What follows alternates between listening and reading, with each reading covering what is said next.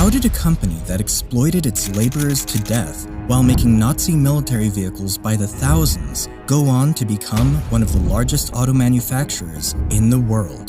The VW brand has certainly grown into a global automotive powerhouse, boasting such massive brands as Bentley, Lamborghini, Bugatti, and Porsche under the Volkswagen name. But back in World War II, they were among the darkest and most criminal of Germany's war factories, including allegations of design theft for their Beetle and using forced laborers for the majority of their workforce. It seemed like Volkswagen could get away with anything, and the fact that the company was founded by and the Nazis only added to its controversial history. But on the other hand, the company also serves as an incredible underdog success story. Once the Nazis were defeated and the company was left abandoned, it became an unwanted asset. Not even Ford wanted it when it was offered up for free. But even as bleak as things seemed for the company at the time, Volkswagen still managed to reinvent themselves and make one of the strongest comebacks in corporate history. So sit back and relax, because today we're covering the controversial story of Volkswagen, starting with an unlikely figure.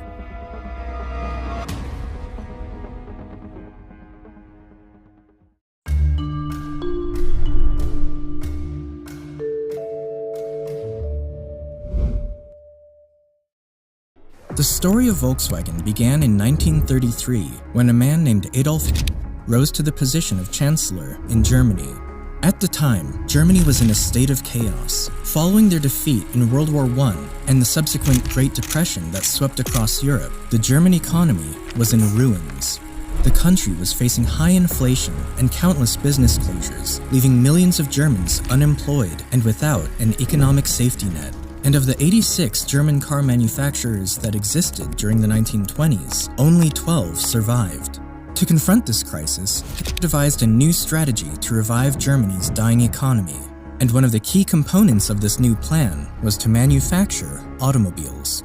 You see, at the time, automobiles in Germany were still considered a luxury, as the few car manufacturers that remained still hadn't been able to mass produce affordable cars, due to a lack of capital and customers to sell to.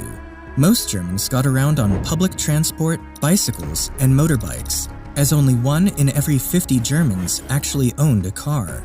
As a great admirer of Henry Ford and his Model T, he dreamed of doing something similarly in his country. And thus, under a state-owned organization called the KDF, which stood for Strength Through Joy, he ordered the development of modern highways around Germany, known as Autobahns, and developed an affordable car for its people. However, specifications